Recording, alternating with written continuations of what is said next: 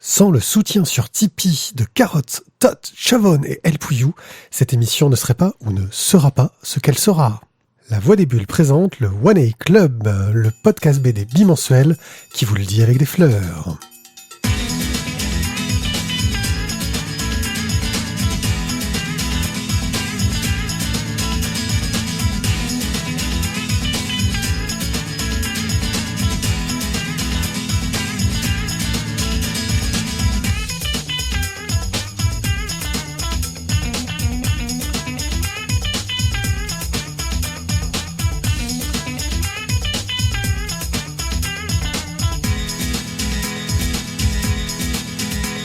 Coucou tout le monde, salut les BDphiles, je suis One A Pied et je suis accompagné des deux chroniqueurs les plus fantastiques du monde, mais qui, vu l'heure tardive, vont tenter de se remettre et de montrer une patate certaine.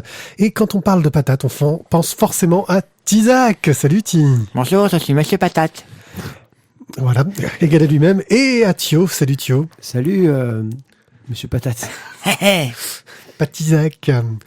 Pas Tizak. Ah, ça peut faire un nom de méchant dans Lucky Luke. Ouais. Pas Tizak. Ouais, ça le fait. Pas de tisane. Nous sommes ici pour une émission, tout ce qu'il y a le plus standard, avec un programme calibré. Ouais, en fait, on est quand même super tôt le matin pour la faire. Ouais, c'est super tôt le matin et ça va être super compliqué. Et nous avons calibré ça avec un peu de crowdfunding que Thio va nous annoncer avec joie, bonheur, ferveur et une patate qui déchire. Et ensuite, nous ferons des chroniques de Coban et Colling, de 50, de La fille maudite du capitaine pirate, d'Elblar, dont on a parlé il y a peu justement en crowdfunding, de la suite de La femme léopard, une aventure de Spirou, du Torgal numéro 35, et ensuite un petit express avec les 4 de Baker Street et Altaïr. Et je crois que sans plus attendre, on va pouvoir attaquer. Hein. Non, c'est bon, on y va, allez. Online. Alors, mon cher Thio. Alors, de quoi je vais vous parler ce soir ? On va commencer donc par un truc ultra connu, quoi.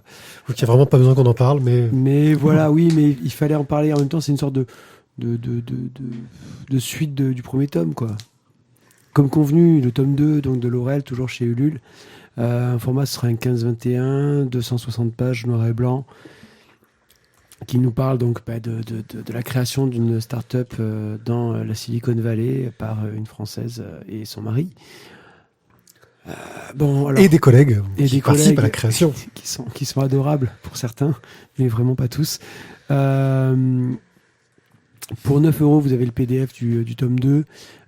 Pour 28 €, vous avez le tome 2 en format physique. Pour 79 €, vous aurez même la dédicace de Laurel dessus. Ce qui peut être cool. Il y aura Hardy aussi ou... Parapapa, la blague la plus pourrie du monde. La plus convenue du monde. Ouais. Oh, pas mal celle-là, c'est pas mal. Ensuite, en bonus, Venu d'un con. si vous avez du coup raté le premier comme convenu, pour 48 €, vous avez les 2 tomes, ce qui représente quand même presque plus de 500 pages. Ça peut être sympa. Oui, parce que bon, c'est dommage si vous n'avez pas lu le tome 1 d'attaquer le tome 2 qui en est la suite directe. Exactement. Bon, au pire, vous pouvez lire le tome 1 sur Internet, hein, tout est sur Internet. Mais voilà. Bon, voilà. Juste du coup, je situe, comme on parlait de Elblar tout à l'heure. La dernière fois, je vous avais parlé justement de Elblar, le tome 2. Je vous avais dit, ouais, il y a un crowdfunding, j'ai toujours pas reçu le tome 1. Donc, je l'ai reçu, je l'ai lu. J'ai pris le tome 2 déjà. Donc, franchement, c'est du bon et allez-y, quoi. D'accord. C'est marrant, quand on n'a plus d'invités, tu parles beaucoup moins fort. Non, c'est qu'en fait, je perds ma voix à la deuxième émission parce que j'ai de moins en moins de c'est pour ça que je vais te monter un peu, gars. Vas-y, merci, monte. Non, ne me monte pas, non. Ensuite, attendez, je vais essayer de... Voilà. Ah, ton poumon. Alors, je vais vous parler maintenant de Féerie. Ça va mieux là d'un coup, t'as vu, Ouais, je suis plus péchu là. C'est Féerie plus pareil. Hein. de Anthony, donc, qui est sur Ulule aussi. Alors, Féerie, c'est un western. Moi, ce que j'aime beaucoup chez Anthony, c'est sa démarche quand il explique justement sur son crowdfunding. Voilà, c'est qu'il est parti d'une page blanche et il s'est laissé guider sur le truc. Il est vraiment autodidacte. J'avais déjà parlé de lui sur un premier crowdfunding qu'il avait lancé, qui était une goutte d'or dans quelques litres de plomb, qui était un crowdfunding qui n'avait pas fonctionné, qui n'était pas allé au bout. Graphiquement, honnêtement, je trouve que ça a une super touch, quoi. C'est vraiment très très beau. Là, je crois que, alors, de mémoire, parce qu'aujourd'hui je suis totalement sans aucun artifice technologique, je crois qu'il était parti sur 150 préventes de son bouquin. Là c'est même pas un financement global qu'il voit, c'est juste des préventes. Je crois qu'il était parti sur 150 et il y en est à 45, un truc comme ça. Il en a 56 au moment de l'enregistrement. En 56 au moment de l'enregistrement, donc, et c'est bien 150, c'est ça? Oui, c'est ça. Donc voilà, il en manque moins d'une centaine pour que le bouquin soit édité. Ce sera un format classique, un 38 pages en couleur. L'histoire, il n'y a pas de pitch, mais je trouve que le cheminement qu'il propose dans son explication et les dessins qui sont déjà présents, ça peut vraiment être une belle invitation au voyage dans le monde du western. Le premier crowdfunding n'a pas réussi, ce serait dommage peut-être de se rater sur le deuxième et de se dire qu'on est passé à côté d'un bon dessinateur, quoi. Ok, mais on doit investir combien là? Alors, 25 € pour le livre, 35 €, je pense que c'est à la fois le bonus ultra cool et le bonus dédicace. 35 €, vous avez le bouquin dédicacé, quoi. Donc c'est pour du 38 pages couleur, ça reste un peu cher pour ce format-là, par rapport à un album classique. Sauf que le gars, il est en une édition, voilà, il fait Oui, tout voilà. seul, quoi. Non, mais je préfère... Oui, non, mais j'ai déjà dit que c'était un 38 pages en couleur, si tu m'écoutais. Oui, non, mais je préfère le rappeler. Non, mais je préfère te le dire aussi, je l'ai dit. Merci beaucoup. Et enfin, donc, je vais vous parler donc de Anonyme, The Walking Things, de Vincent Vision. Alors, qu'est-ce que c'est? Ce sont des lapins. Des petits lapins qui sont donc chez Ulule, pardon, des petits lapins en fait qui sont déguisés dans le personnage connu Deadpool, Gandalf, Jon Snow, et qui sont mis qui sont une sorte de parodie, qui sont des trucs comiques, drôles. Moi, en feuilletant les différentes petites pages, ça m'a fait sourire, ça m'a fait rigoler. Je me suis dit, ça peut être très sympa. Ce sera un format carré, cartonné, 100 pages qui sont déjà fixées. Pour 25 €, vous aurez le livre. Pour 50 €, vous aurez la dédicace. Mais le bonus ultra cool, c'est pour 10 €, vous aurez le magnète de Jean Neige. Le quoi? Le magnète de Jean Neige. Voilà. C'est... Putain de Tizak, là, je trouve que c'est quoi, t'es un tueur d'ambiance. Non, pourtant, je suis fan et collectionneur de magnettes moi-même, hein, de père en fils depuis plusieurs générations. J'ai du mal, quoi. Bon. Ouais, voilà. Donc moi, c'était juste que ça m'a fait sourire de voir Jean Neige, donc une sorte de lapin de Jon Snow, qui disait que le frigo arrive. Pas mal. Voilà, oui, elle est pas mal. Voilà, moi, ça m'a fait sourire et je trouve que ça peut être une bonne idée cadeau et même une bonne idée cadeau de se faire pour soi-même ou pour les autres. Merci à vous, on va passer directement aux chroniques. Je vais juste en rajouter une couche. Vas-y. Je vais parler d'un truc qu'on m'a signalé. Je te remercie, en fait, c'est que je pensais en parler dans une prochaine fois. Ah, d'accord, mais c'est juste... Non, mais vas-y. J'ai juste cité, si vous pouvez aller un œil sur labandeduneuf.fr. Apparemment, c'est un autre site de crowdfunding qu'on connaissait pas, mais bon, j'étais étonné que t'en parles pas cette fois-ci, mais on en parlera une autre fois. Non, mais je te remercie, c'est pas grave, tu me gagnes mes trucs. Mais vas-y. Oh, ça va, j'ai juste teasé, tu vois, j'ai teasé pour l'avenir. Allez, vas-y, enchaîne.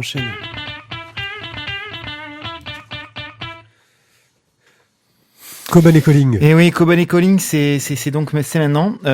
Donc Coban et Colling, je vous le dis tout de suite, c'est encore un bouquin d'un étranger, hein, encore un Italien. On en a marre d'en parler des Italiens, mais en même temps, ils font du bon boulot en ce moment. Il faut bien dire ce qui est. Et du coup, c'est important d'en parler. Alors, Coban et Colling nous raconte quoi? Eh bien, l'auteur, Zero Calcare, qui est donc romain, il nous parle longuement d'ailleurs de sa relation à Rome, du quartier où il vient, etc., décide de partir dans un endroit absolument très touristique, puisqu'il s'agit donc de Kobané. Kobané, pour ceux qui ne suivent pas tout à fait l'actualité, eh bien, ça se situe dans une zone de guerre entre la Syrie, l'Irak, la Turquie. Et si vous avez entendu parler du PKK, c'est là-bas. Oui. C'est là-bas. Il n'y a pas que. Il y a tout un tas d'autres groupes armés, des groupes de femmes notamment, et c'est notamment dans ces groupes de femmes qu'il va qu'il va s'intégrer. Donc ces groupes armés essayent de défendre finalement une forme d'autonomie des Kurdes, qui sont pris entre le marteau, l'enclume, le sol, le cul de la grand-mère, bref, un peu tout le monde leur tape sur la gueule, et ils essaient de s'en sortir tant bien que mal. Et l'air de rien, pour des groupes armés, qui sont parfaitement décriés dans les médias européens, eh bien, ils font preuve de beaucoup d'humanité, de tolérance, de grandeur d'âme et même d'organisation plus que démocratique et paritaire. Bref, il y a beaucoup de leçons à tirer de cette aventure que nous raconte Zero Calcare en plein milieu donc de zones de guerre plus que compliqué, puisque il se situe à la croisée donc de tous ces pays, ce qui veut donc dire qu'il y a des frontières à traverser, et des frontières à traverser en temps de guerre sur des zones de guerre. Inutile de vous dire que l'aventure n'est pas tout à fait très simple. On est habitué gentiment, nous en tant qu'Européens, à la libre circulation. Ce n'est pas du tout le cas par là-bas, bien évidemment. Et un passeport, c'est sympa. Des dollars, c'est beaucoup mieux. Bref, le périple, puisque ce n'est pas qu'un simple voyage, encore moins touristique, que nous propose Zero Calcare, c'est toutes ces mésaventures, mais aussi toutes ces rencontres. C'est à la fois de la guerre, mais aussi à la fois de l'humain. C'est une leçon de vie et en même temps blindé d'humour. Voilà. Donc ce bouquin, vous l'aurez compris, voilà, moi j'en suis plutôt fan. Je me suis régalé. Pourtant, c'est un bon petit pavé. Faut dire ce qui est. On en a pour presque 300 pages, 270 pages. C'est très très très bon. Parfois, ça peut paraître un peu long parce qu'effectivement, c'est quand même pas un sujet super sympa non plus. Mais il y a plein de trouvailles de l'auteur pour arriver à nous faire passer la pilule. Des petits personnages qui n'existent absolument pas et avec qui il discute. Plein de petites anecdotes sur des choses du quotidien, notamment liées au téléphone portable ou notamment liées à sa provenance donc romaine, et il nous fait des parallèles entre les groupuscules locaux et les groupuscules romains de tel quartier contre tel autre quartier. Enfin bref, tout un tas de petits éléments qui nous permettent de rendre le discours et le sujet digestes. Et je trouve que le tour de force est vraiment, vraiment, vraiment réussi. Thio ? Écoute, après tant d'éloges, en plus, voilà, je pense que j'en aurais. C'est difficile d'en parler mieux que de ce que tu viens de faire. Voilà, Eh bien, je t'en remercie. Voilà, je te congratule. Tu notes ça pour plus tard quand tu démonteras une de mes chroniques. Comme il t'achète, en fait. Il n'est pas d'accord avec toi, mais il t'achète. Non, je suis entièrement d'accord avec lui. Je me suis vraiment régalé aussi à lire Kobane Calling. Moi, ce que j'ai surtout aimé, c'est que tu commences donc le bouquin. Il y a donc le premier voyage et il revient. Et moi, je me suis dit, ok, Oui, c'est fini. Qu'est-ce qu'il va en faire une fois sur place, qu'est-ce qu'il va en faire maintenant, quoi. Mais non, en fait, non, il y en a d'autres, quoi. Et c'est là où je trouve que ce qui est intéressant, c'est dans cette construction-là, c'est qu'il y a un premier voyage. Il revient, il prend des trucs et finalement il a l'envie de repartir, alors que tout le long du premier voyage il s'est dit mais putain, mais qu'est-ce que je fous là, bordel, quoi. Mais pourquoi je suis venu, quoi. Mon inconscient, pourquoi est-ce qu'il a eu envie de venir, quelle est la vraie raison. Mais non, franchement, j'ai beaucoup aimé la construction. Le discours qu'il a raconté est très très loin de tout ce qu'on peut trouver sur le rôle des femmes notamment, sur les médias mainstream. C'est fabuleux, ça. C'est des infos qu'on n'a pas du tout. Enfin, moi, je suis pas non plus à fond sur ce questionnement-là, mais en regardant la télé ou en relisant quelques magazines, on trouve disons tout ça. Il y a un petit côté propagande, mais ça permet de pondérer tout ce qu'on entend autrement. Je pense qu'il faut garder à l'esprit que il y a ce côté où il défend des informations. Voilà, il défend ce qu'il a vu, etc. Donc, je pense que tout n'est peut-être pas à prendre comme argent comptant. Degré, bien sûr. Voilà, mais il y a ça répond à ce qu'on peut avoir en face. C'est ça.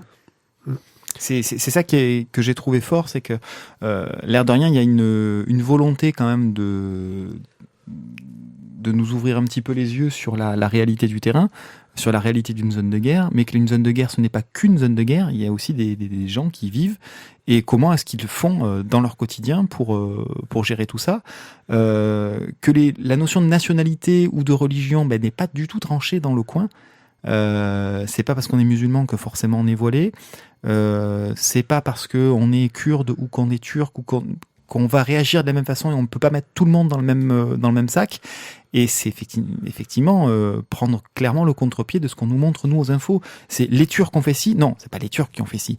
C'est que le gouvernement turc a fait ça. Maintenant, les Turcs, eux, réagissent tous de manière individuelle. Donc certains vont être effectivement pour ce gouvernement-là, pour les décisions de ce gouvernement. D'autres vont aller complètement à l'encontre. D'autres vont s'en foutre complètement. On nous montre d'ailleurs un exemple d'un gars qui fait son petit commerce. Alors tout de suite on dit ouais c'est un gros connard machin.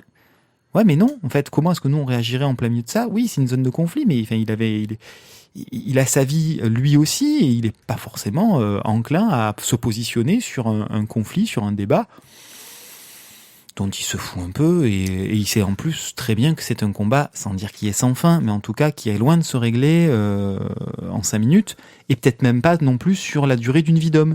Parce que l'air de rien, le combat perdure depuis 30-40 ans. Ça ne veut pas dire que nous, on nous en parle depuis cette durée-là, mais c'est un combat qui dure depuis bien longtemps. L'autonomie des Kurdes qui est demandée, réclamée et qui est refusée par la Turquie. Turquie qui est quand même une bonne alliée de l'Europe. Alors du coup, il faudrait quand même pas trop qu'on leur tape sur le coin de la figure. Ce serait pas bien vu, tout ça. Pas trop, les Pays-Bas étaient pas d'accord dernièrement. Ouais, voilà. Donc c'est quand même très compliqué parce que les informations sont elles aussi forcément orientées, aussi bien sur place que pour nous, vu de l'extérieur. Donc voilà, ce qui est bien, je trouve, dans ce bouquin, c'est qu'il nous raconte ce qu'il a vu, et pour autant, il ne cherche pas à dire c'est ça la vérité, c'est voilà ce qu'il a vu, et il n'insiste pas trop pour dire tout ce que vous voyez à côté c'est faux, c'est ça la vérité. Ce qu'il dit plutôt, c'est attention à ce que vous voyez. Voilà moi ce que j'ai vu, en tout cas c'est comme ça que je l'ai perçu, et attention aux donneurs de leçons occidentaux, on a nous aussi des choses à aller récupérer dans leur mode de fonctionnement, dans leur désir de mise en place d'un nouveau gouvernement avec de nouvelles valeurs, etc. Donc attention à notre vision aussi du Proche-Orient, du Moyen-Orient, de l'islam, etc. C'est des choses où il y a des petites mises en garde. Voilà. Attention, ouvrez les yeux, ouvrez les oreilles, soyez un peu attentifs, et puis soyez un peu ouverts, ne mettez pas tout le monde dans le même panier. Moi, il y a un point il y a 2 points, je veux dire, que j'ai beaucoup aimé. Le premier point, c'est le côté petite histoire. Il joue beaucoup sur, il rencontre des gens qui ont tous une histoire. Il joue sur le fait qu'ils ne la racontent pas tout de suite. Il me dit, oh là, mais ils ont vécu des trucs, mais je vous dirai ça plus tard. Parfois, il te montre le gars, tu sais, le gars qui fait la cuisine dans un coin, et il te raconte après l'histoire de ce gars-là, et tu fais, ah oui, le gars qui fait la cuisine dans un coin, il a vécu ça avant. Ah ouais, d'accord. C'est assez énorme. L'autre truc que j'ai beaucoup apprécié, ce qui m'a beaucoup perturbé, dans la lecture, c'est le parti pris de traduction, qui me semble très justifié au final. C'est-à-dire qu'ils n'ont pas du tout francisé le contexte. C'est-à-dire que c'est un Italien qui a ces valeurs de quartier italien, qui est vraiment intégré dans ce truc-là. Donc, ils te remettent plein d'expressions italiennes qui te replacent non traduites au milieu, avec des petits renvois pour t'expliquer d'où ça vient, etc. Donc, moi, j'ai trouvé qu'il y avait un très très bon travail de traduction là-dessus, parce qu'on sent que c'est un Italien à Kobané, et c'est pas n'importe quel Italien, c'est un Romain de tel quartier, je sais plus comment s'appelle son quartier. Voilà. Faut savoir que Zero Calcar, c'est un peu le boulet italien. Hein. C'est le gars, il a un succès sur le net de malade. Ah non, c'est pas celui-là. Bon, c'est le gars, il a un succès phénoménal sur le net, etc. Le petit reproche que je ferais, par contre, c'est que au niveau de la narration, parfois, il se perd un peu dans les allers-retours, quoi. Mais ça, je vous raconterai plus tard. Ça, je vous le dis. Tu sais, ce côté un peu discussion avec un pote, quoi, qui dit ah non mais attends, ça j'y reviendrai tout à l'heure, etc. Ce qui Rébibia. Voilà, Rébibia. Enfin voilà, ce côté discussion qui parfois rend la lecture un petit peu complexe, où tu sais plus trop où t'en es dans la chronologie en fait. Ouais, on s'en sort quand même, et puis c'est pas tant la mais c'est le petit chronologie point qui est importante que les rencontres justement qu'il fait, et puis voilà, de manière très très délicate, il nous montre que eh bien oui, dans les gens qu'il a croisés, ben oui, il y a des morts, quoi. Il y a des gens qui ont disparu en cours de route entre le premier et le deuxième voyage, après le deuxième voyage. Le temps qu'il écrive le bouquin, ben forcément du temps a passé, et du coup l'épilogue nous explique un petit peu plus ça, que les X semaines et mois qu'il a mis à écrire le bouquin Bien, pendant ce temps, le conflit a continué, les gens ont continué de se battre et des morts sont apparus dans les rangs des personnes qu'il a côtoyées, chez qui il est allé vivre, qui l'ont aidé, qui l'ont épaulé, qui l'ont sorti d'embûches. Voilà. Bref, c'est très humain, c'est pas ultra moralisateur. Moi, j'ai passé un très bon moment, alors que le sujet est lourd et qu'il y a quand même, enfin, c'est dense au niveau du contenu. Donc en fait, du coup, on l'a tous lu. Toi, ça serait un bon petit coup de cœur? Moi, je mets un petit cœur. Je suis dans l'hésitation parce qu'il y a des petits points qui, tu vois, ouais, quand même, ouais, un petit coup de cœur, ouais. Toi? Bon, moi, c'est quoi? Et pensez-y, les gars, quand même. Hein. Moi, je vais le mettre aussi. D'accord, donc la prochaine fois que t'as lu un truc, tu vas mettre un coup de cœur et qu'on n'a pas aimé, il faut qu'on le mette, c'est ça? Je dis ça, je dis rien, moi. Je vous dis juste, voilà, j'ai quand même... Pensez-y, quoi. On se fait un coup de cœur par émission, là. Ça craint, quoi. C'est quoi, là, on a l'air beaucoup moins sélectif. Non, hein. c'est de la merde. C'est quoi, cut? Ah, mais en même temps, on a de la qualité, quoi. C'est vrai. Allez, moi, je vais vous parler de 50. 50 qui est donc paru chez Glénat Comics dans la collection Flesh and Bones. Qui doit être le seul avec une couverture pas aguicheuse de cette collection. C'est vrai. T'as une meuf en train de pleurer avec une flingue à la main dans la neige. Qu'est-ce que 50 aux États-Unis, en fait, il y a une unité spéciale du FBI qui est dans la traque des serial killers. C'est quoi? Serial killer. Un serial killer. C'était obligé. Un tueur en série, quoi. Ah, serial killer. Ok. Et en fait, à un moment donné, cette équipe spéciale va être challengée par un serial killer qui s'appelle le chat de Schrödinger, qui est surnommé le chat de Schrödinger d'ailleurs, et qui va leur dire en fait que s'ils n'arrivent pas à retrouver certains serial killers, eh bien, à chaque fois, s'ils retrouvent le serial killer qui se met à chasser... Serial killer de serial killer. Non, ils vont chasser le même serial killer.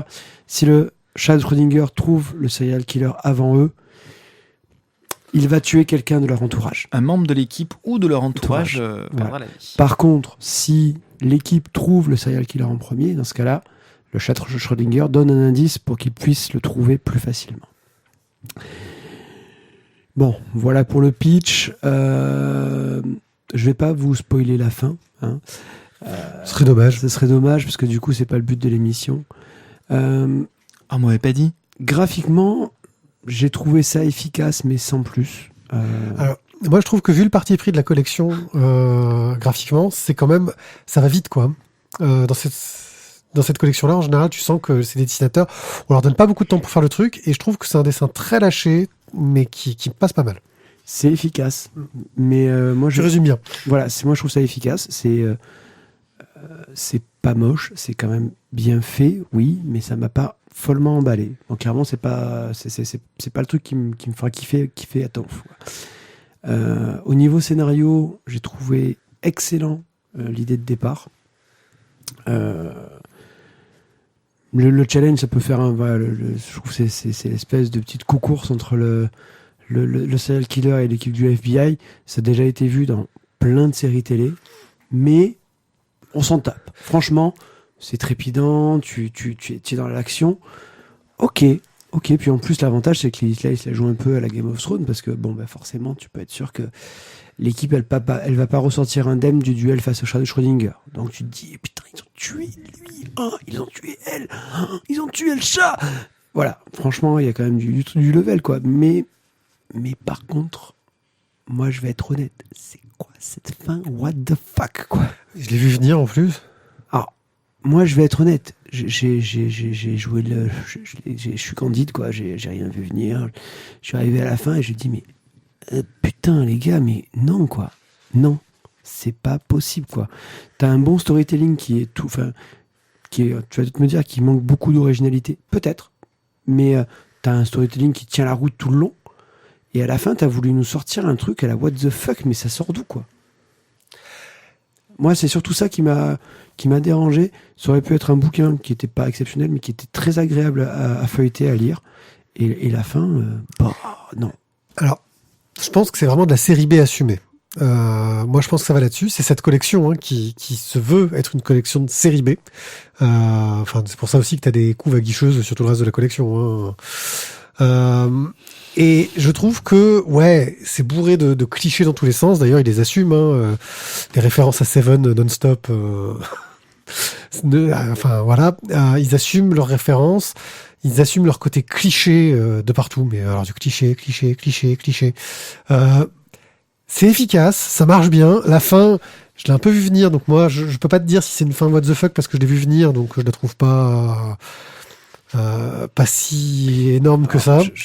C'est vrai que c'est pas le but de notre émission de celle-ci, mais je vais être. Spoil pas. Hein. Quoi ? Spoil pas. Hein. Je vais pas spoiler, mais moi je voudrais je ferai que je te demande tout à l'heure. Hein, mais à quel moment, cite-moi des moments du bouquin où tu as un exemple qui te donne un indice sur la fin. Parce que justement, moi, ce que je lui reproche, c'est que... Ah, moi, j'en ai eu plusieurs. J'ai eu, au début, la narration, j'ai fait, enfin, en gros, dès le début, tu sais que il y a un personnage mystérieux. En fait, ils étaient deux. Et ça m'a donné un indice. Et l'autre moment qui m'a vraiment donné un indice, je vais te montrer la page. Donc, on est assez proche de la fin, hein, mais quand même, il y a une mort où j'ai fait, je ne vois qu'une possibilité. Voilà. C'est ça qui m'a servi d'indice. Donc j'ai pas senti que la fin elle venait de nulle part parce que j'ai eu l'impression d'avoir quelques pistes dans la narration derrière. Tizak, J'ai des sensations qui sont à mi-chemin entre vous deux, c'est-à-dire que je suis comme Mathieu, il y a un côté what the fuck parce que mais pas pour les mêmes raisons que lui, parce que moi je suis comme Pierrick, j'avais vu la fin venir. Et du coup, c'était. Mais non, mais tu peux pas sortir un truc pareil, quoi. C'est pas possible. Moi, c'est trop téléguidé, quoi. Vos deux indices, c'est que vous avez choisi de prendre une raison possible. Ah, bah oui, mais le truc, c'est que dans ce genre de truc-là, en théorie, c'est du polar. Tu te fais des hypothèses et normalement, à la fin, toutes tes hypothèses, c'est tu t'es planté, ces hypothèses étaient mauvaises. Là, je me suis fait une hypothèse. Quand j'ai eu cette hypothèse, au début, je me suis dit tiens, ça pourrait être ça. Puis il y a eu un événement qui m'a fait me dire ça doit sûrement être ça. Et à la fin, c'était ça. Tu vois, en théorie, quand le scénario est bien écrit, au début, tu fais un truc qui te fait te dire ça pourrait être ça. Puis au milieu, tu te fais dire non, c'était autre chose parce qu'en fait, tu penses que c'est ça. Et à la fin, non, t'avais totalement tort. Et là, t'as une construction de polar à suspense et à révélation à peu près réussie, même si ça peut être très artificiel, comme de construction avec Deus Ex Machina, etc. Là, non, moi, ce que je regrette, c'est à la fois une des qualités et un défaut de cette BD, c'est que c'est de la série B assumée. Aussi bien dans le final, dans la narration, dans ce que ça raconte. Je trouve que dans cette collection, c'est pas mal fait, parce que le dessin, c'est vrai qu'il est efficace. Je trouve qu'il y a un potentiel chez l'auteur, parce que je pense que ça a été... je veux pas le dire négativement, mais il y a un côté un peu torché. C'est-à-dire le truc, le gars, on sent que il a du pont de dépage, quoi. Tu vois, sur la technique de noir et blanc, de la technique de dessin, t'as l'air d'être une technique... rapide, efficace, mais je trouve ça bien fait, quoi. Mais c'est aussi le défaut, c'est que c'est de la série B, quoi. C'est du roman de gare, c'est sympa, mais pour patienter 1 heure dans le train, quoi. Moi, ce que je trouve dommage, c'est que l'équipe, les personnages, etc. On prend un minimum de temps pour nous construire un background, et sur un bouquin aussi court que ça.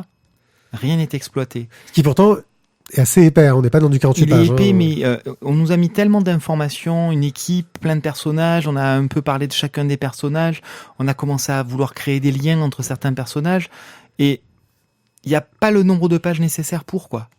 Quand tu vois qu'on passe plus de temps sur la scène de cul, entre guillemets, au milieu du bouquin, là, que sur le final... C'est rivé. Il y a un couac. Voilà, il y a un couac. La résolution d'énigmes et la construction d'énigmes passent au second plan par rapport à certains éléments de construction, mais qui sont pas tout à fait dénués d'intérêt, parce que, encore une fois, il y a du temps qui est pris sur la construction des personnages et de leurs relations entre elles.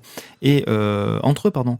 Et la scène de sexe qu'il y a au milieu, vient, non pas comme une simple scène de sexe, elle vient aussi renforcer la construction des personnages.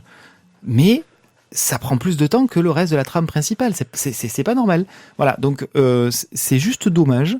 que ce bouquin-là n'ait pas été fait en 2 ou 3 tomes, en prenant un peu plus de temps pour la construction.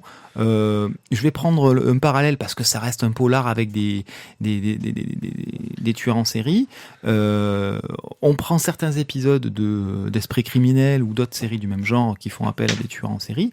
L'intrigue et les constructions se font sur plusieurs épisodes. Ça se fait pas comme ça, paf, sur un one-shot. Y a besoin de construire autre chose. Là, ils vont pas trinquer un simple tueur en série. C'est un tueur en série qui vient tuer les tueurs en série, qui lui-même est un super tueur en série qui n'arrive absolument pas à identifier. Il y a quelque chose qui se met en place sur du entre guillemets long terme. Et on n'est pas sur un long terme, on est sur un one shot. Donc il y a un problème, voilà, dans la construction et dans le format. Il y a quelque chose qui ne fonctionne pas entre les deux. Alors que je trouve qu'il y a plein de qualités. Moi, je suis pas d'accord pour dire que c'est de la série B. Là, pour le coup, celui-là, contrairement aux autres, a de vraies qualités. Bon, petite dissension, mais globalement, on trouve que c'est moyen. Je crois, hein, c'est bien, mais pas top. Voilà. La fille maudite du capitaine pirate. Capitaine Cabane. Une bande dessinée de Jérémy A. Bastian, dont nous avons lu les 2 premiers tomes, qui sont aux éditions La Cerise. Sur le gâteau. Non, c'est le nom de la collection, je crois, sur le gâteau. Pardon. Ouais, c'est édition de La Cerise, le site. Enfin bon, j'en sais rien. Sur le gâteau. Un magnifique bouquin qui nous rappelle un peu tous ces vieux ouvrages avec des superbes couvertures, avec des gravures qui déchirent. On pensera au travail de François Moretti. C'est la même inspiration en moins moderne dans le trait, je trouve. C'est-à-dire un côté vraiment beaucoup plus proche de la gravure à l'ancienne. Ouais. Mais qu'est-ce que ça raconte donc que ce livre en noir et blanc qui nous rappelle la gravure à l'ancienne? C'est l'histoire d'une jeune fille orpheline. Dont le père est un capitaine pirate. Et voilà, voilà, c'était très bien, merci. En fait, si on décide qui fait les pitchs, c'est pour que la personne fasse le pitch. Maintenant, si tu veux faire ton pitch tout seul, je veux dire... Je te vengeais de ta coupure de tout à l'heure et même pas tu... les couilles, en fait. Voilà. Bref, cette jeune orpheline est persuadée que son père est un capitaine pirate.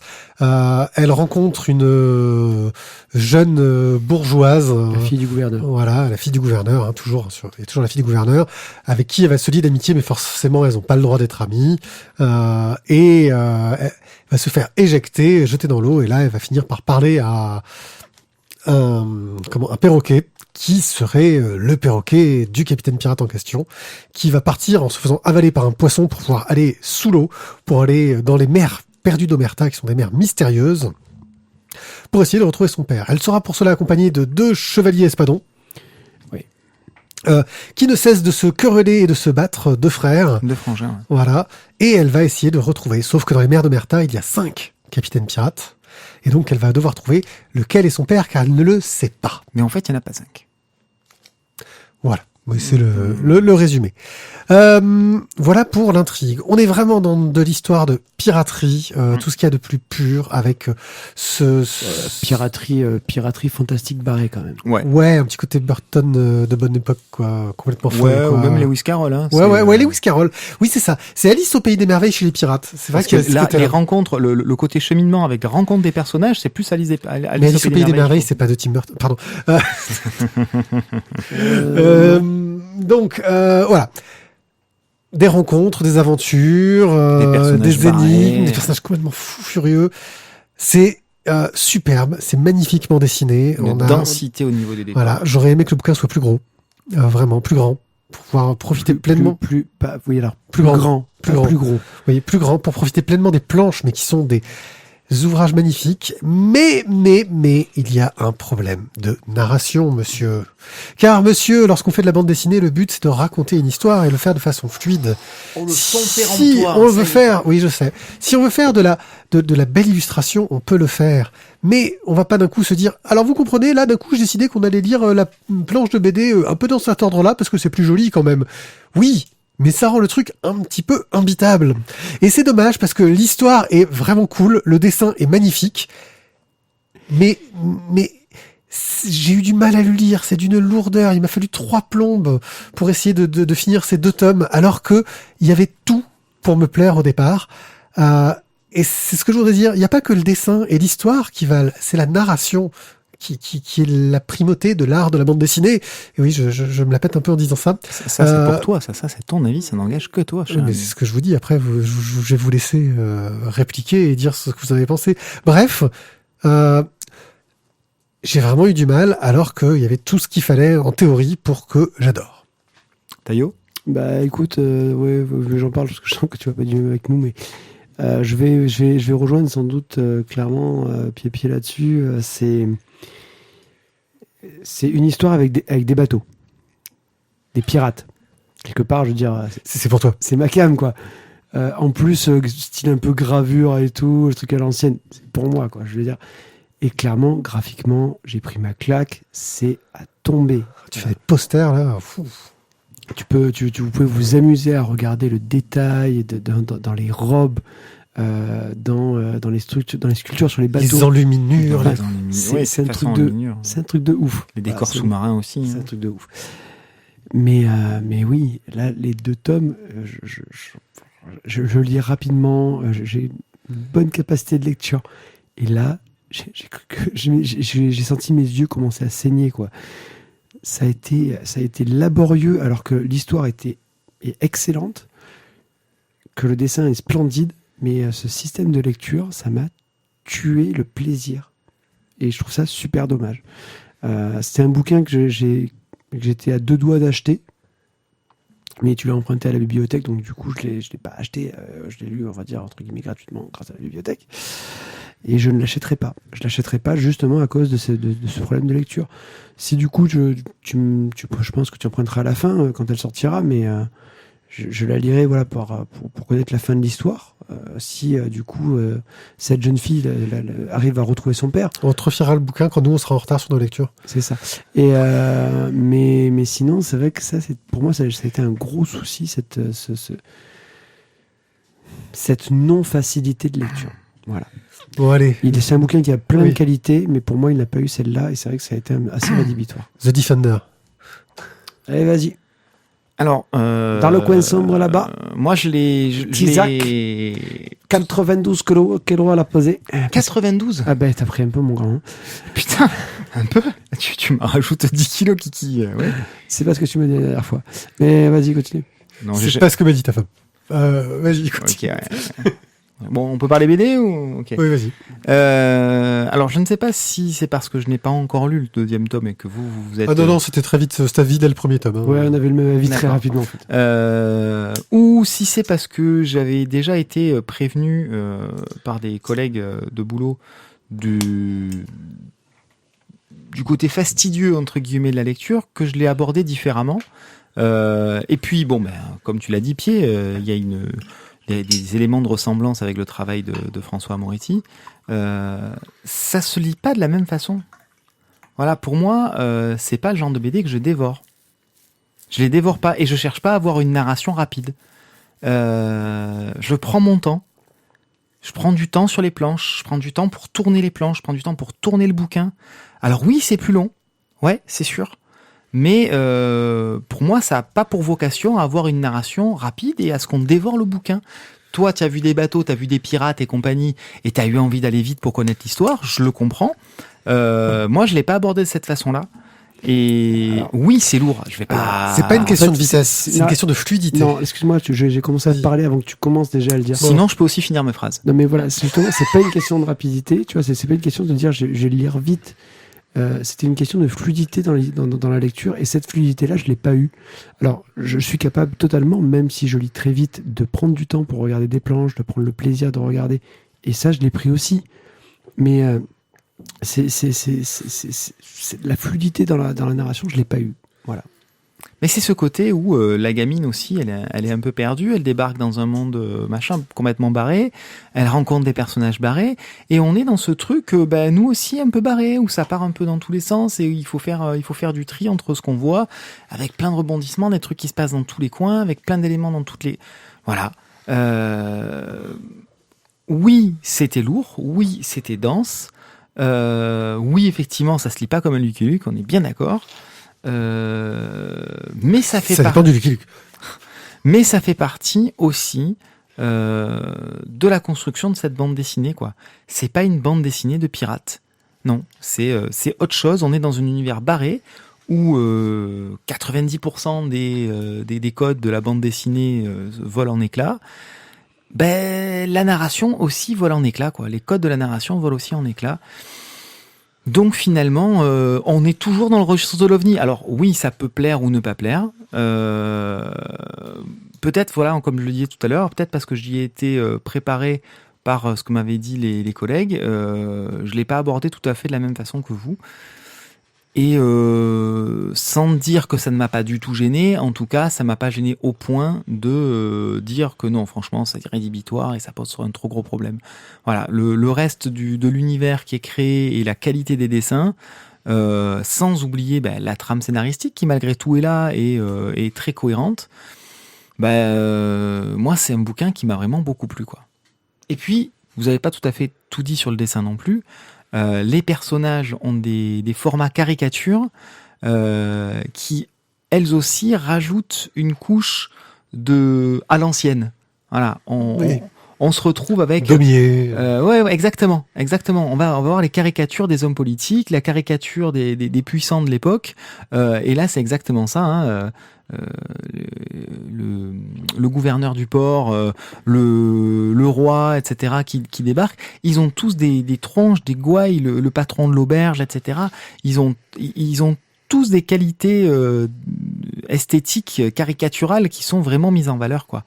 Et voilà, il y a une recherche surtout, partout, avec du coup à l'arrivée beaucoup de richesse et beaucoup de détails. Ça peut rendre le truc indigeste, mais donc je pense qu'en s'y préparant et en sachant à quoi ce qu'on aborde, ça peut passer. Ben voilà, je pense que c'est une chronique fort intéressante car nous avions des avis divergents. Pardon. Et pas en tout, justement. Donc moi, je vous invite à y jeter un œil, de voir ce que vous en pensez. Lire 2-3 planches, vous saurez tout de suite si vous allez rentrer dedans ou pas. Voilà, ça, en tout cas, ça vaut le coup d'être feuilleté, voilà, ne serait-ce que parce que les dessins sont bluffants de sa mère.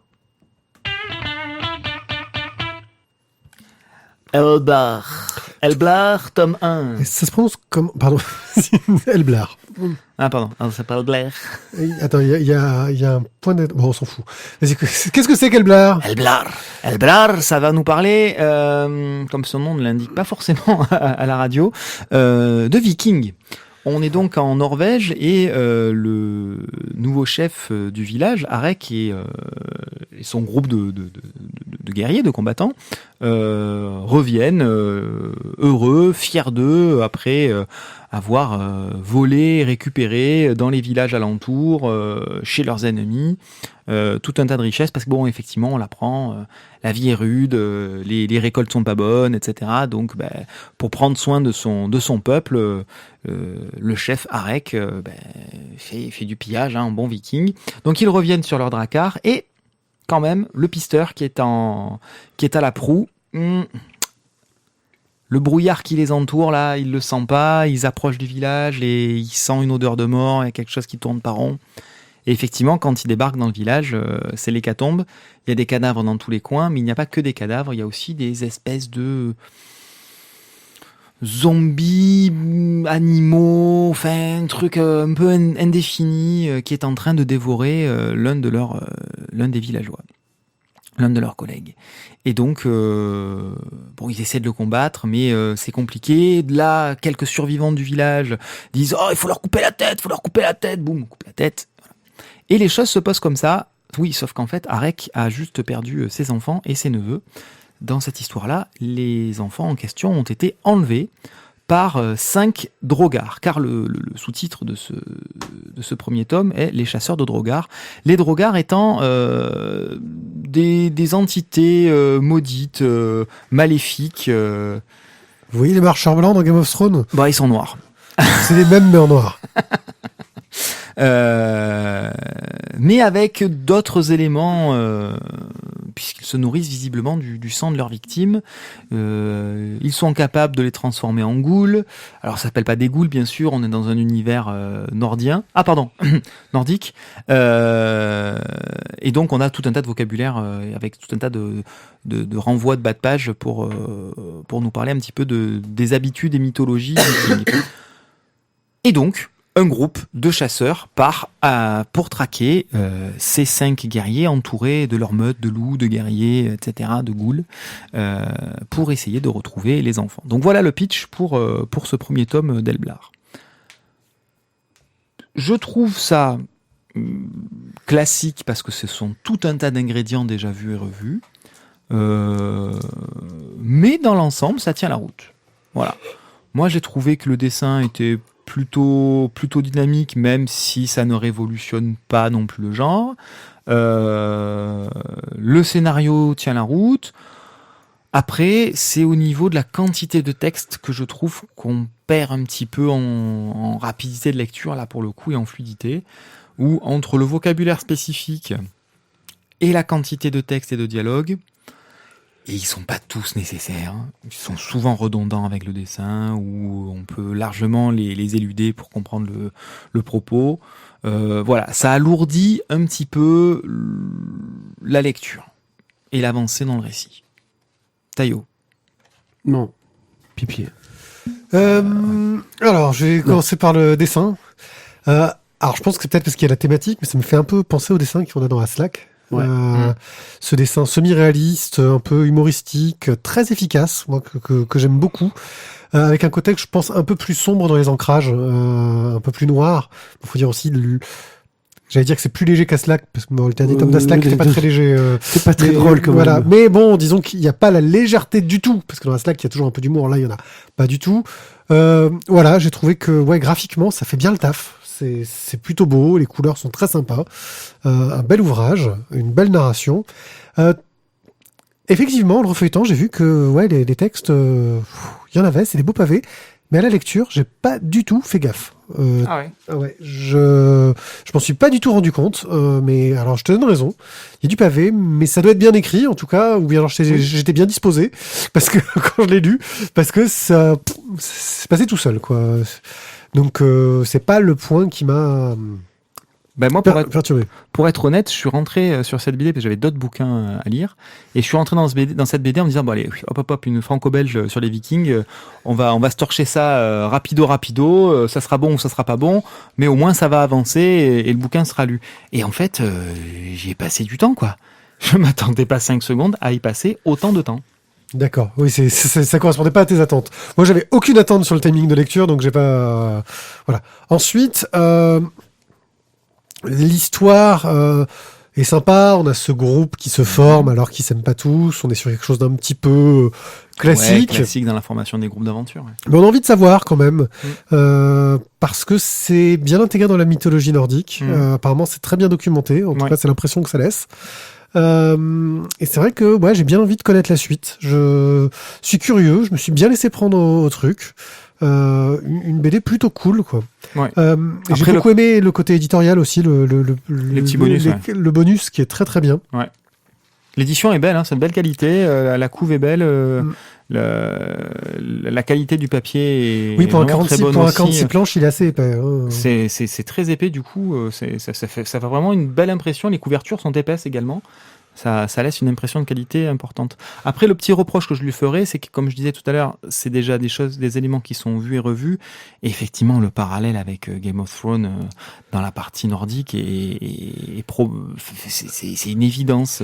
Oui, complète. mais c'est parce que Game of Thrones avait les influences de la mythologie nordique. Oui, donc complètement. Mais alors là, vraiment, tout est regroupé au même endroit avec les mêmes choses, les mêmes éléments. Disons que la magie est peut-être de montrer de façon plus explicite dans ce premier tome d'Elblar, mais eux aussi n'hésitent pas à torpiller quasiment la moitié du groupe. S'il y a un besoin, la quantité de morts nécessaire sera nécessaire et sera faite. Il y a aucun problème. C'est pas parce que c'est le groupe de héros ou que c'est le héros ou que c'est la femme du héros ou machin qu'il y a un tabou. Non, on tranche dans le vif s'il y a besoin de trancher dans le vif, quoi. Oui, il y a ton nom dedans, Thierry. Mathieu, je l'ai cherché. Non, mais je l'ai cherché aussi, tu vois. Je me suis dit, j'ai essayé de trouver le nom de Mathieu. Voilà. Tu mettrais un coup de stabilo. Ouais. Ça mange pas de pain. Mais non, moi, c'est... Comment j'ai beaucoup aimé la façon dont était traité le personnage du magicien, qui est un personnage très intéressant. Leist, ouais, La façon dont gérer la magie est plutôt intéressante aussi. Non, ça marche bien. Thio. Bon, alors donc du coup, oui, je préfère en parler en dernier parce que c'est moi qui C'est mon livre à moi. Parce qu'il y a un nom dedans. c'est d'une part, si tu veux, c'était un crowdfunding sur Sandoway. Donc c'était un bouquin que j'ai déjà... Il gagnera des sous dessus. Tu sais, j'ai découvert que j'avais gagné des sous avec Sandaway aussi. 19 centimes ou un truc comme ça. Tu vas sur ton compte, peut-être que tu as gagné des sous. Sur Duel West, ouais. Vas-y. Ah bon? Ouais. Ok. Ça avancera pas le schmilblick, mais on s'en fout. Alors, graphiquement, je me suis régalé. Au niveau de l'histoire, ça me fait penser un peu à du Eric le Viking. Non, mais si. Moi, je trouve que la gueule du héros, du chef de village, me fait penser à Eric le Viking. Après, il n'y a aucun rapport. Ouais. Je suis entièrement d'accord. Mais ça voilà. m'a fait kiffer. Voilà, c'est tout. Ça m'a fait kiffer. Au viol. Où ça C'est Eric le Viking, quoi. C'est pas pareil. Oui, mais moi, j'ai pris quand même un pied terrible. Dans tous les cas, voilà, je me suis régalé avec Elblar. C'est pour ça qu'une fois que j'ai lu le premier tome, je me suis vite précipité sur le tome 2 qui est donc déjà en prévente chez Sandoway. Juin 2018. De quoi? Le tome 2? Ouais. Il est prévu pour juin 2018. Ouais. Ça demande de la patience, là. Faut de la patience, Ouais. c'est comme ça. C'est pour écrire les textes. Alors, justement, tu vois, je pense que on a donc l'exemple et le contre-exemple. Sur la fille maudite fille du pirate, tu trouvais que ça manquait de fluidité. Moi, je trouve que, comme Pi tout à l'heure, j'ai eu aucun souci avec le texte de Elblar. Voilà. Maintenant, moi, j'ai passé un super moment avec Elblar. Je suis vraiment pas déçu d'avoir pris le temps d'attendre l'arrivée du bouquin. La couve était déjà présentée comme telle sur le Très joli. sur le crowdfunding. Celle du tome 2 est encore que provisoire, je crois. Oui. Mais voilà, c'est vraiment un beau bouquin. Les frères Syrah sont vraiment des bons gros bosseurs, quoi. Ouais, donc c'est des frangins qui aiment bien bosser ensemble. Il y a une petite explication du coup du pourquoi, du comment, machin. Donc c'est le projet de l'un au départ pour son école de je sais plus quoi. De dessin. Et donc ils se sont mis à bosser ensemble. Ils ont sorti un premier projet qui aurait dû être édité, mais l'éditeur a fait faillite. C'était tombé à l'eau. Ils ont eu des propositions, mais ça leur convenait pas. Et finalement, ils ont décidé de se lancer de cette façon-là. Et il faut avouer que il y a une bonne osmose entre les deux. Ça fonctionne bien. Et puis voilà, graphiquement, ça tient carrément la route, je trouve, quoi. Et au niveau des couleurs, ça marche bien. L'ambiance, on n'en a pas trop parlé, est bonne aussi. Je trouve que le côté oppressant, mais pas trop non plus, on n'en fait pas des caisses, est quand même présent. Il faut pas oublier qu'ils partent traquer des créatures totalement inconnues et qui visiblement sont pas les plus faciles à tuer, quoi. Et très rapidement, on se rend compte que c'est même franchement compliqué de les tuer. Quand on faisait du jeu de rôle sur Dark Earth, c'était un peu le principe, c'est-à-dire qu'on rencontre une créature, elle peut nous défoncer la gueule, quoi. Même un simple gros loup. Et là, c'est un peu l'idée. C'était des voulpes, mec. C'était des voulpes. Les voulpes. Rappelle-toi les voulpes, la première fois qu'on les a croisés. Ça picote, hein. En fait, je crois qu'on avait l'équivalent des points de destin dans notre système, on les avait tous claqués pour essayer juste de survivre. Pour survivre, ouais. Voilà, c'est un peu l'idée. Donc c'est quand même des Vikings. Voilà. Dans le lot, il y a un mec qui est apparemment un spécialiste du berserker. Mais le berserker, il se fait un peu retourner quand même, le kiki, et il le vit mal, hein. Donc voilà, c'est bien mis en place, et je trouve que les échelles de combat, ok, on est des gros Vikings, on n'a pas peur d'aller au fight, mais en face d'eux, ils ont quand même une bande d'ennemis qui sont plus qu'à la hauteur, et donc il va falloir qu'ils agissent pas de manière frontale et brutale. Bref, ça donne envie de lire la suite. Voilà, bon, on l'attend, on va voir ce que ça donne. Et voilà, une bonne BD chez Sandaway, Elblar, des frères Syrah. C'est ça, Alex et son frère. Ah là là. Le maître des hosties noirs. Le maître des hosties noires. Donc, nous allons dans le monde de Dupuis, dans le monde de Spirou. Une aventure de Spirou Fantasio par Yann. Schwartz et Yann. Voilà, Yann au scénario, Schwartz au dessin. Donc, le maître des hosties noires, donc, qui est la suite et fin donc, de La Femme Léopard, alors qui est paru, je crois, il y a 1 an à peu près. Ouais, À un ne peu pas plus. je confondre crois. avec la femme cougar. Hein. Non, tu peux enchaîner et ignorer ses propos. Vas-y, je t'en prie. Regarde, il s'étouffe avec. Ça lui rappelle des souvenirs. C'est ça, la cougar qui est près de chez toi, rappelle-toi. Qui est à 30 mètres de chez toi, mais qui n'y est pas en fait. Donc du coup, on était en Belgique, Fantasio et Spirou ont rencontré donc, je n'ai plus le nom en tête, hein, je suis désolé, c'est quelque Je sais plus non plus, mais c'était une femme léopard justement, la femme léopard, qui en fait est en train d'essayer de récupérer des amulettes pour rendre le pouvoir à son village, la chef spirituelle de son village, pour qu'elle puisse diriger, je crois, sa famille, parce qu'en fait, elle n'est pas du tout de la région, du village africain. La femme léopard, en question. Et elle est belge, hein. Il me semble. Hein. Après, j'ai peut-être un mauvais souvenir, mais... D'accord, bon, vas-y, poursuis. Et donc, du coup, elle Ceci était la minute erreur de Pierrick. Oui, ça arrive à chaque émission. Poursuis. donc, du coup, elle devait récupérer des fétiches pour pouvoir rendre le pouvoir à sa famille. Et donc, Spirou et Fantasio se retrouvent mêlés dans l'affaire et sont désormais maintenant en route pour justement l'Afrique noire et essayer justement de sauver son peuple du méchant tyran. Et ils vont au Congo belge, car ça se passe dans le passé, en pleine époque Congo-belge. Et là, on revient vraiment dans, je trouve, le seul truc qui m'a intéressé, c'est justement ce penchant entre Tintin au Congo et voilà. D'ailleurs, ils le disent, hein, Spirou au Congo. C'est- C'était voilà. vraiment pour parler de Tintin au Congo. Sauf que c'est écrit maintenant par un auteur qui est plutôt engagé, Yann, et qui donc a beaucoup de choses à dire. Beaucoup. Et c'est voilà, ça c'est le côté très intéressant justement de l'autre vision qu'on veut amener de l'Afrique et même de l'Afrique à cette époque-là,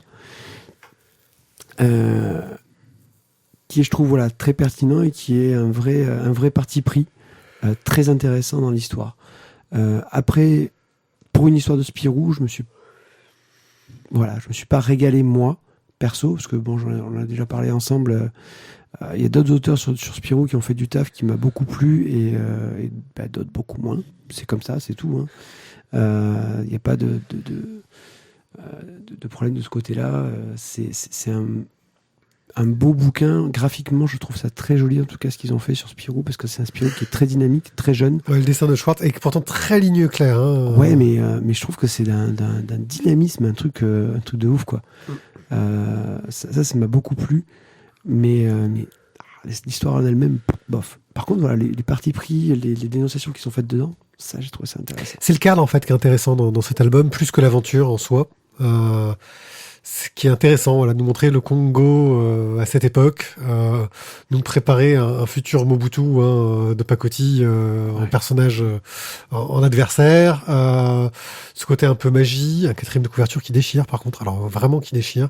Surtout c'est que là tu reconnais presque plus Spirou, le côté aventurier, Oui. Indiana Jones avec la machette à la main, les manchettes retroussées, Voilà, et Fantasio, le colonisateur, avec sa pipe et son chapeau de colonisateur. Ouais, non mais c'est ça, hein, qui ressemble plus à Tintin pour le coup, tu vois, regarde bien. Avec son pantalon et... Ouais, il y a un truc. Bref. Sur la couve, je te dirais même de regarder les polices de caractère, Oui. la typo du titre. On est un peu sur l'île noire et c'est la typo des albums de Tintin. Hein. Ah, je pense qu'il y a une volonté de montrer, il y a un petit hommage, je pense, à Hergé, faire un contrepoint au Tintin au Congo, en fait. Je pense que c'est un peu l'idée. Et pour ça, c'est réussi, parce que on a un portrait du Congo belge qu'on n'avait pas. Sur le langage, il y a dû avoir une recherche, je pense, sur l'argot. Déjà, t'as l'argot belge de l'époque, et t'as l'argot du Congo belge de l'époque, quoi. Des fois, tu te perds un peu, tu te dis, mais de quoi il parle? Je sais pas si les Belges qui lisent l'album comprennent mieux, mais moi, il y a des moments, j'étais là, heureusement qu'il y avait des petites notes pour te traduire de partout, parce que j'étais vite largué. Voilà, non, je trouve que le propos est intéressant, mais c'est moins universel que les autres aventures de Spirou qui se passaient dans le passé. Donc celle qui se passait, voilà, parce que Ça sera peut-être plus à des Belges qui ont cette culture et ça fait partie de leur histoire.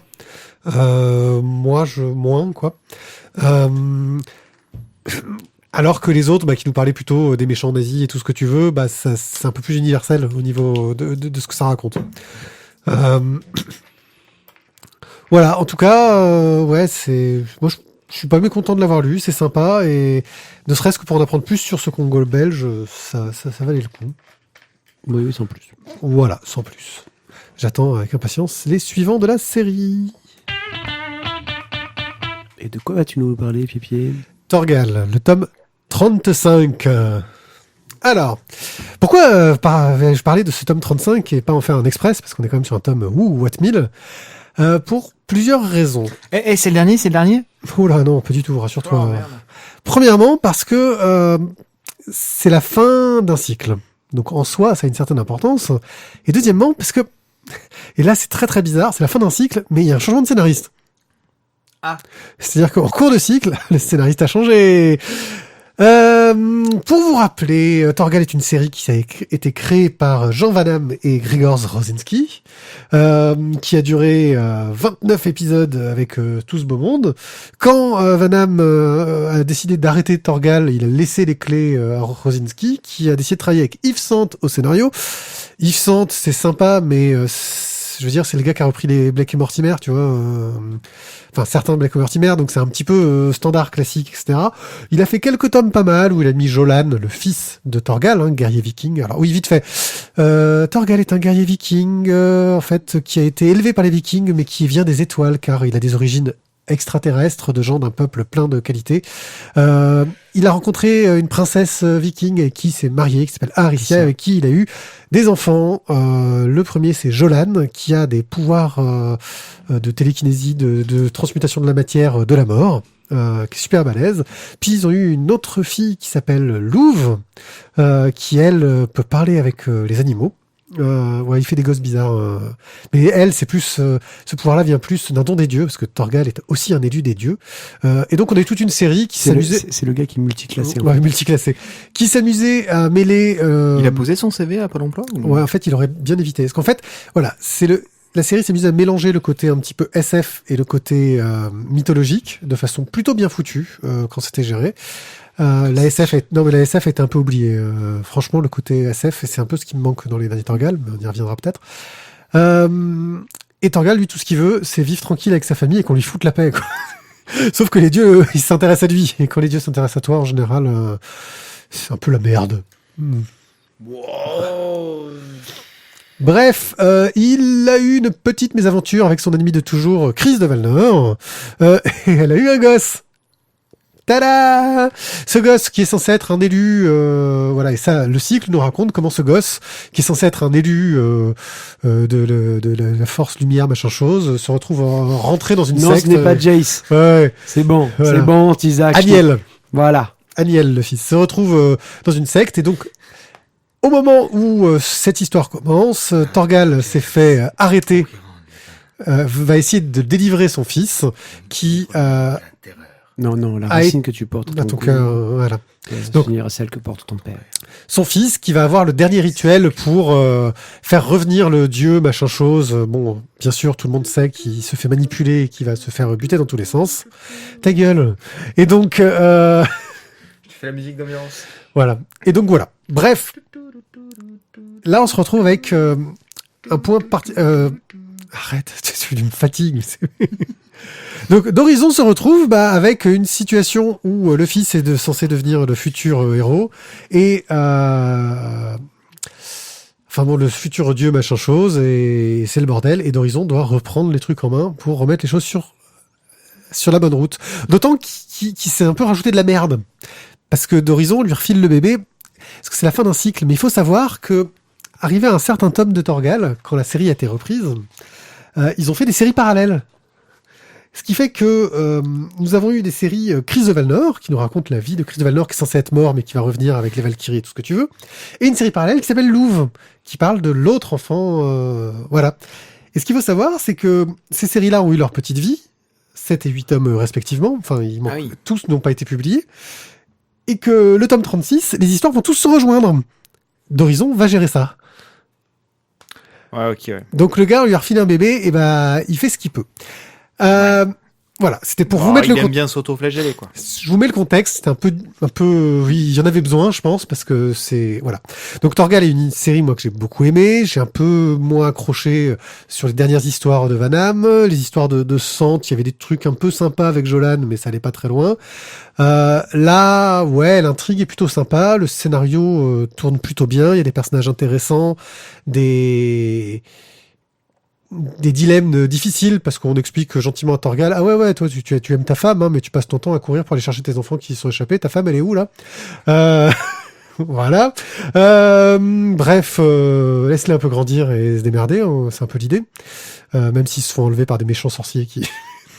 Voilà.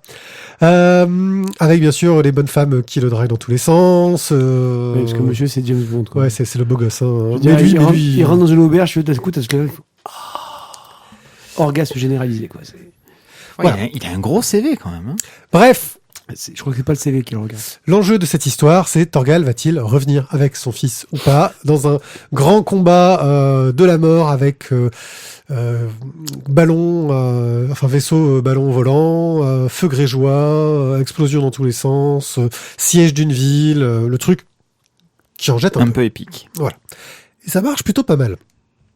Parlons un peu du dessin de Rosinski, qui, quand Van Damme s'est cassé, a décidé de passer en couleur directe, plutôt qu'un dessin ancré et colorisé. Ce qui, en général, lui va bien, parce qu'il est bon en couleur directe. Mais bon, je trouve qu'il est un petit peu pâteau par moment, et qu'il se laisse aller sur certains dessins, que c'est un petit peu grossier, on va dire. Ça reste très bien fait, un très beau travail, mais parfois un petit peu grossier. D'autant plus qu'on est dans une narration, tout ce qu'il y a de plus classique au niveau du traitement des cases, alors que je l'ai connu un peu plus moderne dans sa narration, même dans les premiers Torgal qu'il faisait. Bref, ça marche bien, c'est une bonne conclusion de cycle, ça donne envie de savoir comment est-ce que d'Horizon va reprendre les choses en main pour la suite. Il y a plein de bonnes idées, plein de petites pistes intéressantes au niveau des personnages. Bon, après, j'avoue, je continue à lire Torgal plus par habitude et par fascination pour me dire, est-ce qu'un jour un scénariste va réussir à en refaire quelque chose de plus que bien?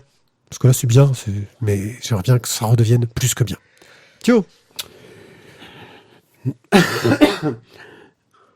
Pardon. Alors, bon, graphiquement, même quand c'est un jour où Rosinski se la joue à la cool, honnêtement, j'aimerais bien le quart du 10e de son talent. Même le jour où il fait de la merde, hein, je prends sa merde et honnêtement, si je peux faire pareil... Je repeins mes murs avec. Quoi. Voilà, c'est ça. Honnêtement, voilà, c'est quand même... c'est classe, quoi. C'est classe. Scénaristiquement, le problème que tu disais sur Torgal, c'est qu'à un moment donné, la série avance. Bon, ben, à un moment, il faudrait qu'on lâche Torgal, peut-être, non? Il faudrait qu'elle se finisse. Alors, on va voir, peut-être qu'avec d'Horizon, on va repartir sur d'autres choses et on va revenir justement au côté un peu plus SF, qui serait intéressant, parce que moi, je me rappelle, il y a certaines histoires, Les Archers, pour moi, qui était un des tomes qui m'est resté vraiment en mémoire. L'apparition de Chris de Valnor. Hein. Ouais, voilà. Si elle a eu droit à sa série, c'est pas pour rien. Qui sont vraiment exceptionnels, mais là, tout le cycle du PIK qui s'est enchaîné après Les Archers. Hein. Ben oui, mais après, ça a duré un peu longueur, quoi. Voilà. Donc oui, on le lit par habitude, mais voilà, je pense que là, d'Horizon va pouvoir bien se régaler, essayer de relancer le truc, quoi. Voilà, mais en tout cas, je trouve que pour le moment, vu tout ce qu'il devait gérer dans la reprise de la série, il s'en est quand même pas trop mal tiré. Voilà, j'espère que ça va lui permettre d'avoir des bases, quoi, parce qu'enfin c'est les bases qu'il a posées lui-même pour le coup, hein, j'ai envie de dire. Même si je pense qu'il y avait un arc qui était un peu contraint de suivre, parce que c'est pas forcément, c'est d'autres scénaristes qui ont bossé à côté derrière. Hein. Louvre, c'est Yann justement qui est au scénario, et c'était sur Chris de Valnor, c'était Yves Sant qui était au scénario, et c'était déjà d'Horizon qui avait pris le relais pour le 6e tome. Voilà. Donc Torgal. Tome 35, ça en fait des tomes. Hein. J'espère qu'on va revenir sur un bon cycle qui déchire, quoi. Voilà. Bah écoute, on le souhaite. Allez, on passe à la suite. Express. Alors, Les 4 de Baker Street, tome 7. Alors là, les derniers tomes, on avait Sherlock Holmes donc qui était planqué et qui attendait que. Non, il était pas planqué, il était mort. Ouais. Bon, Il alors, était mort, ouais. il était censé être mort, Au mais chute en de fait, Reichenbach. en fait, il était pas mort. Il était planqué et il attendait que les derniers lieutenants de Moriarty fassent un faux pas et qu'ils puissent s'occuper de leur compte. Et donc là, on est dans ce dernier tome avec le dernier gros lieutenant. Moral. Un certain colonel Moran, ou Moran, vous l'appelez comme vous voulez. Présent dans les romans. Voilà. Et apparemment, c'est quand même l'adversaire de taille. Il est malin, il est patient. Tout ce dont il a besoin, finalement, c'est de thunes. Il gagne ça en jouant aux cartes, en trichant plus ou moins, ou plutôt plus que moins. Bref, il mène son petit train, il a ses relations haut placées, bien placées, il a son pognon, il a son petit cercle d'amis, bref, il fait son train, et même plus que son train, en fait, il en profite du coup pour narguer Sherlock Holmes, parce que il a bien compris que Sherlock Holmes était là, quelque part, tapis dans l'ombre, vu que les autres lieutenants ont tous passé l'arme à gauche, clairement, il sait qu'il est là et qu'il traîne. Et donc, il a son petit réseau d'informateurs.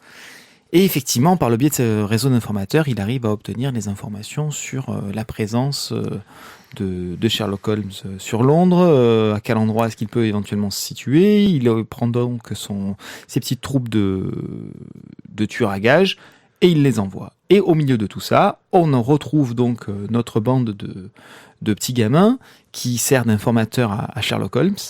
Et qui se retrouve donc mêlé à cette traque entre Moran et Holmes, ou entre Holmes et Moran, qui est le chasseur, qui est le chassé, c'est pas si évident que ça. Ok, la série est-elle toujours aussi intéressante? Ça apporte quelque chose de vraiment bien à la série? Ça conclut quelque chose? Oui, C'est- ça conclut. Ça conclut la lutte contre Moriarty. Ça conclut la lutte contre Moriarty. Ça ouvre aussi les perspectives pour les petits gamins. Donc oui, clairement, ça conclut pas mal. Le tome est intéressant, il est construit de manière correcte, voilà. C'est pas une grande claque, c'est pas un grand waouh pour un espèce de finale, c'est pas non plus la méga folie, mais ça marche. Oui, mais de toute façon, je confirme. continuerai parce que je trouve ça quand même très joli, très agréable. Oui, le dessin est vraiment très sympa et c'est plutôt bien écrit. Ouais, c'est joli, puis c'est un univers qui me parle, donc oui. Altaïr. Tome 13 et 14, moi je dois faire un express de 2 tomes, c'est ça qui est cool. Ouais, parce que t'es balèze, toi. Oui, en plus, surtout qu'Altaïr, il se passe quasiment rien, quoi. Oh, ça va. Donc, on était où alors pour faire simple, Mahmoud Pacha est en train de combattre dans les montagnes l'armée l'armée Balteran. Baltringue. Ouais, des Baltringues. Des Baltringues, ouais. Baltreran. Ouais. Baltreran, c'est ça. Avec le général Pinault qui dirige donc ce corps d'armée qui a déjà réussi à... Eh ben oui, mais ils peuvent pas se rendre compte, les Japonais, quand ils nomment le personnage, de l'influence que ça va avoir dans ta lecture. Qui donc Est-ce déjà... qu'il a une moustache, le général Pinault? Non, il est Entre chauve. les baltringues, les simples flics, j'ai envie de te dire, c'est pas évident. Donc le général Pinault qui dirige l'armée du Baltreran et qui a déjà donc réussi à vaincre un grand nom de l'armée turque qui est Khalil Pacha, qui était en fait le mentor de Mahmoud Pacha. Justement, donc là on va être dans la contre-attaque de l'armée de Mahmoud Pacha. Est-ce qu'ils vont réussir à déjouer le plan des Baltréran et aussi de l'autre côté de la carte, on va avoir la flotte de Vénédicte qui va essayer, elle, de casser le blocus fait par les alliés des Baltréran sur la mer. Voilà, on va dire beaucoup de mouvements et de guerres dans le Centro. Ça avance pas mal. Et on va se retrouver avec, je trouve, moi, la fin de ce tome 14, la fin du statu quo. Ça faisait plusieurs tomes qu'on était sur une guerre, on va dire, pas de... Des positions, ouais. C'était pas une guerre de position parce qu'il y avait quand même déjà des petites batailles que faisait Mahmoud Pacha. Attends, non, pas encore. C'est bientôt. Que faisait Mahmoud Pacha, mais là, je pense que le tome 15, il va devoir se passer des choses. Bah, disons que jusqu'ici, il était surtout en train d'essayer de rallier des alliés, quoi. Et là, voilà, là, les alliés ont été, les camps ont été choisis par quasiment tous les pays du Centro. Et là, les fights commencent vraiment dans le tome 14. L'armée Baltreran a remporté des victoires. Va-t-elle rencontrer beaucoup de défaites? Toujours aussi bien d'un point de vue stratégie, narration. Moi, je trouve ça génial, je me régale. C'est toujours aussi compliqué d'un point de vue force en présence. Toujours, alors ça c'est une horreur. Mais c'est très plaisant à lire et graphiquement, je trouve ça c'est toujours aussi joli, quoi. Oui. Donc voilà, non, moi c'est une lecture que je continue avec beaucoup de plaisir, Altaïr. Ok, donc Altaïr, tome 13 et 14, bonne BD, on a reçu le tome 15 il y a peu, donc bah on va continuer à se faire plaisir. Et bien voilà. Je ne vais pas dire la phrase qui va faire chanter Isaac. Voilà, c'est terminé. Voilà. Merci de nous avoir écoutés. C'était une fantastique émission que nous étions censés enregistrer le 17, mais que nous avons enregistré le 18 en fait. Parce qu'on est comme ça, nous. On est des mecs, des vrais. Ouais. On se retrouve très bientôt pour une prochaine splash page avec des invités exceptionnels. L'association L'Ombre des Bulles. Hein? Dans 5 heures. Ouais, l'association, oui, tu pars bientôt. Oh, tu vas pas beaucoup dormir toi cette nuit. L'association L'Ombre des Bulles. N'hésitez pas à nous laisser des commentaires, à nous sur la Mettre page. des étoiles sur iTunes et puis. Ça fait longtemps qu'on n'a plus eu d'étoiles sur iTunes. Ça nous ferait tellement plaisir d'avoir 5 étoiles sur iTunes. Oui, parce qu'en fait, on a appris que les étoiles c'était super important. Les commentaires que vous mettez sur iTunes, on s'en fout en fait. Il faut mettre Mais des par étoiles. contre, si vous mettez des étoiles, du coup, on est vachement plus Voilà, visible. on écoute les gens qui maîtrisent mieux ça, c'est plutôt pas mal. Et puis surtout, envoyez-nous des tips parce que nous, ça nous fait plaisir. Ça vous permettra de voter pour la BD des tipeurs. Oui, et d'ailleurs, à ce propos, la prochaine donc, BD qui sera chroniquée donc, au mois de avril, ce sera donc de Wicked and the Divine, qui a été- qui ont gagné donc le. Ouais, vraiment un poil. Hein. Ah, ça a été un poil avec Homicide, mais bon.